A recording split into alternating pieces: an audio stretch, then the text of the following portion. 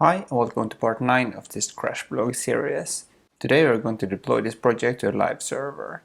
So I created a little to-do list for today. First we're going to install the software we need on the server. If I go to the iterm or my command line, I have logged into the server here. This is a Ubuntu 20.04.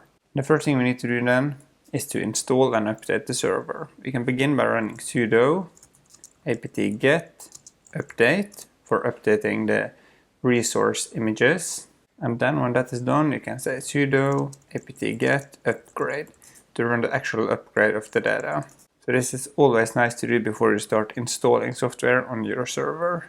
Great. And then we need to install a few packages as well. Sudo apt install python 3 pip, so we can use pip to install Python packages. Python 3 dev, this is used for Django and a few other things.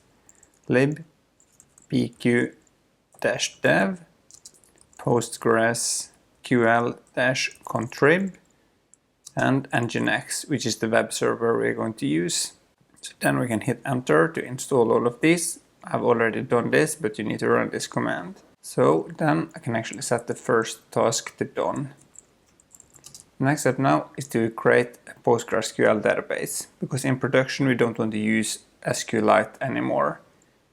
So head back to the command line, and here we are on the server again.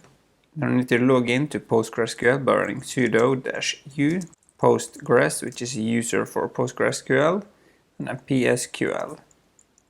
And then we need to create the database by running create database crash blog. And then I want to create a user, create user crash blog user with password crash blog password. Okay, this needs to be inside two tuples like that. So now I have a user who can access this database as well. Then I need to change the role for this user a little bit, because you need to set the client encoding. These are some configuration you need to do for Django. And the same with this, alter role crash blog user, need to set the transaction isolation. And we also need to set the default time zone for this user. So hit enter. Now we have configured this user. Next step then is to make or give this user all the privileges it needs. So grant all privileges on database crash blog, which is the name of the database, to crash blog user. Great. So now this user has access to do everything he wants on this database. So then we can log out of this user by writing \q. Great. So now we have a PostgreSQL database. And we can set done. Before I continue, I just want to say thanks to my Patreons. If you too want to support me, you will find a link to my Patreon in the description below. And then I want to install virtual environment, which is the same as we're using on local server.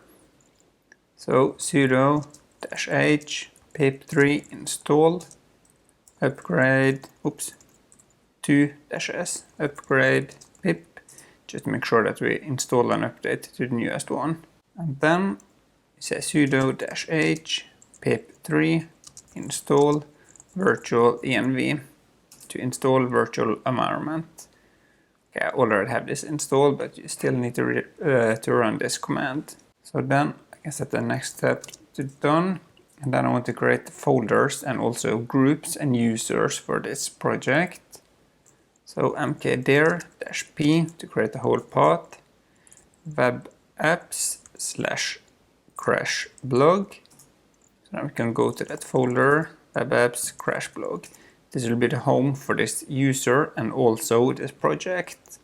So then we want to create a new group for this. Sudo group add -s system web apps. I already have this group, but you need to add that. And then we can create a user just for this project. Sudo user add -s system. Specify which group ID to use. Gid web apps and then which shell to use, /bin/bash. Then I want to set the home folder, which is webapps/crashblog, and then the name of this user, crashblog. And this user is not connected to the Postgresql user. Great, so now we have a user for Linux or Ubuntu who can run certain commands for this project. Then we can set this task done as well, and then we can create the virtual environment.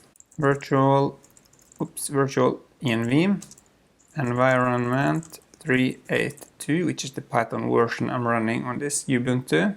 And then we can activate it by saying source environment bin activate, and also want to go into the environment because this is where I want to download the Django in the next step.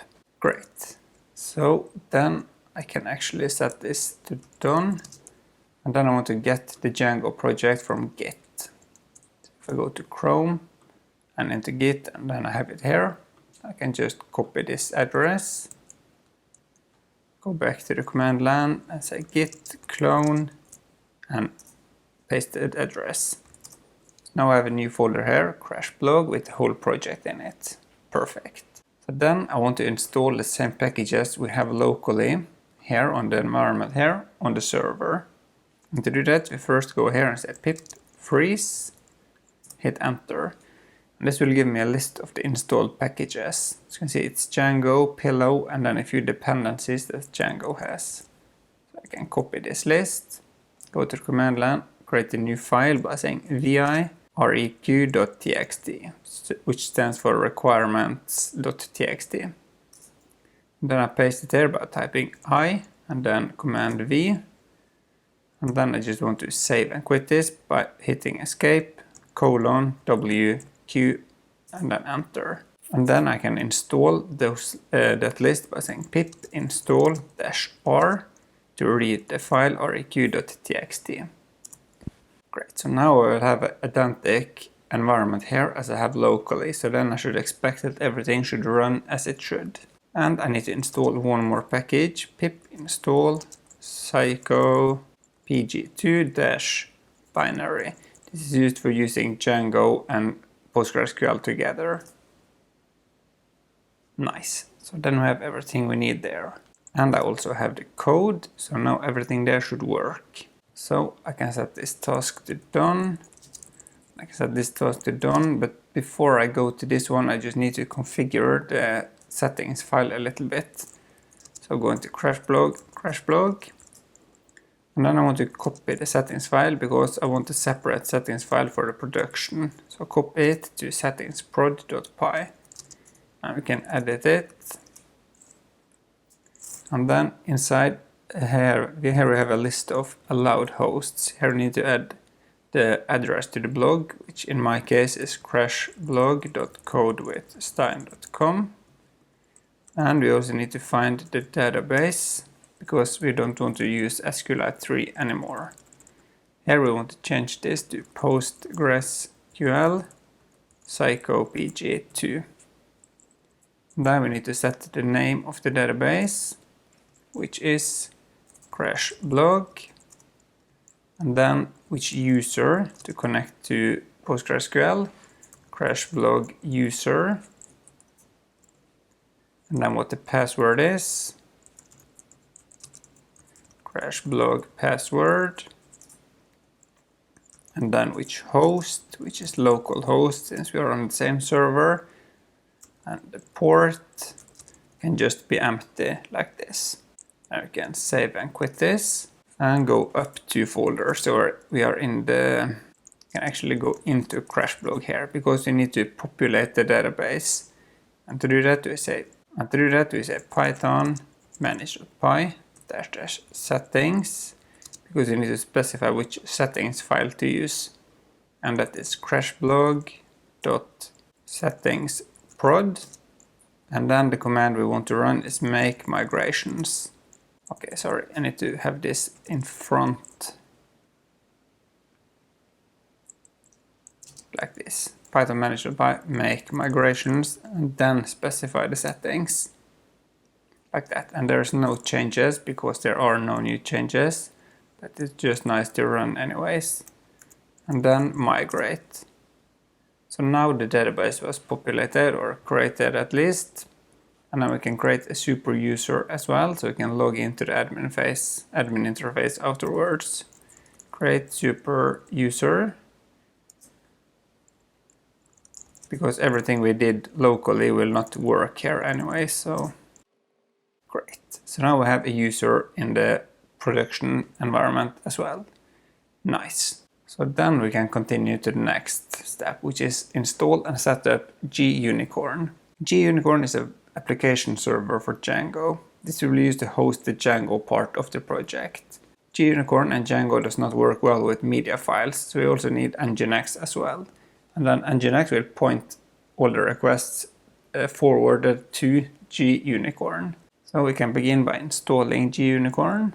Pip install Gunicorn. Great, so now we have it installed on our project. I can go up one folder because I want to create a new file inside the bin folder here. vi bin/Gunicorn start. This is a script that will start the script for or run the server for us. So first we specify that this is a shell script, and then we set a few variables. First the name of the project, then the Django directory /webapps, and then the home folder, the environment, and then the name of the project again. And then this socket file will be created automatically by this script, so you don't have to worry about that anymore. The user, which is the Linux user we created, and then the group, which we also created. Num workers are the number of CPUs you have on your server multiplied by 2 and then add 1. I have 1 CPU, and when I multiply that by 2, I get 2, and then add 1, which is 3. And then which settings file to use, which is the one we just created, and which WSGI module to use. This is entry points for the web server. As you can see here, this also points to a file in the crash blog folder. And then we have a timeout in case there is something wrong and needs to try again and again before it's just stopping. And then we need to start telling the script what to do. First it go into the Django directory and then activate the environment. And then it's just exporting 2 variables to the shell. And when that is done, it's trying to run this or set this variable, and then it checks if the directory exists. And if it doesn't exist, it will create it. And here we are talking about this one.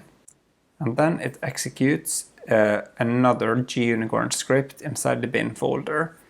Uses the WSGI module, specify the name, and also the other things from up here. And we can save and quit this. And then we need to make this executable by saying sudo chmod +x bin Gunicorn start. So now this is runnable. You can try to run it by saying ./bin Gunicorn start. Okay, there are no errors, so it seems to be working for now.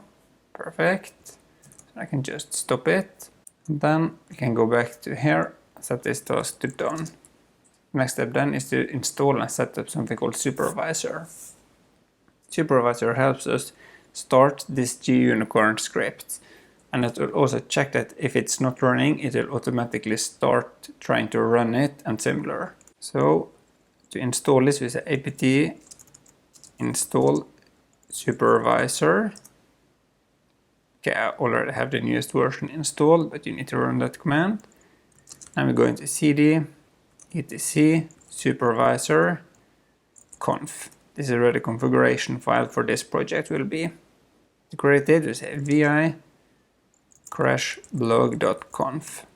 And the content of this file should be like this. You have the name of the program, which is crashblog, and then the path to the Gunicorn script. And then which user to run this and where to log. And then it says that it should redirect the error logs to this file, and then we set some environment variables for the language. So then I need to create this folder to make sure that it's there and get there like that. Now we created a logs folder. And then if I just go to that log folder and up one step, I need to do some changes here to the permission, because if I run this command now, you will see that root is owning all of this, and that's not what it should be like. So to change the user, we run ch own -r, because I want it to be recursive for all the files and folders from this folder and down.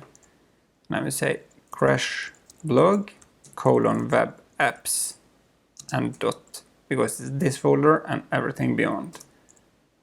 So if I run the command now again, you'll see that crash blog is owning everything here, except this one, which is one folder up, but that's okay. So now we can tell Supervisor to use the configuration file by saying supervisor ctl read. So now it's checked that it's available and everything is okay, and it is. And then the same command, but update. Perfect. So if I now run status, it was added here and it's running. Perfect. So now Supervisor should be running and everything hopefully is okay. So we can set this task to done. And then we just want to set up Nginx, which is the web server for this project. So we installed that at the beginning, so we can just go to etc Nginx sites available. And then we create a new file here, crashblog.conf. First, I just want to create the app server, which points to the socket file. So this is the socket file that was automatically created by the Gunicorn script. And then server. And then I specify which port to use and what the server name is. And the server name is the address to my blog. And then listen to port 80, which is normal HTTP. And then I specify where the access log and where the error log should be located. And this is the folder we created after we installed the Supervisor script. And then we need to specify for Nginx where to find the static files. And that's it inside the crashblog folder /static. So if you go to /static, this will point to this folder automatically. Because now we can't use the local web server to host this anymore for us. And the same goes for the media files, if you have any there. And then the rest of the server looks like this. So you specify a proxy header, which will point up to this one. And if it's not a file name, then it will pass you through to the crashblog app server, which is this one, which points to the Gunicorn server. So you can save and quit this, go up one folder and into sites enabled. Now we can enable the site by saying ln-s, which creates a symbolic link, /sites available crashblog dot. So it will be created here. So as you can see here, we now have a new file here which points back to this one. And you can restart Nginx. Service Nginx restart. Okay, there were no errors, so hopefully everything should work now. So if I now go to crashblog.codewithstein.com, I see the front page of our blog. Great. That means that everything here should be working now. So then it's just log into the admin interface and start adding data. Just need to do one important thing first. Web apps, crashblog, environment, crashblog. And then here onto VI for editing the crashblog settings.prod file. Because we have something called debug in here.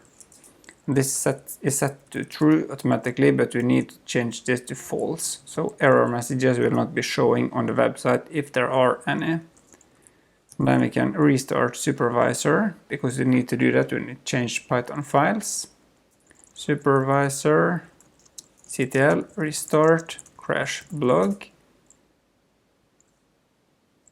Now we can go back, refresh, and it's still working. Perfect.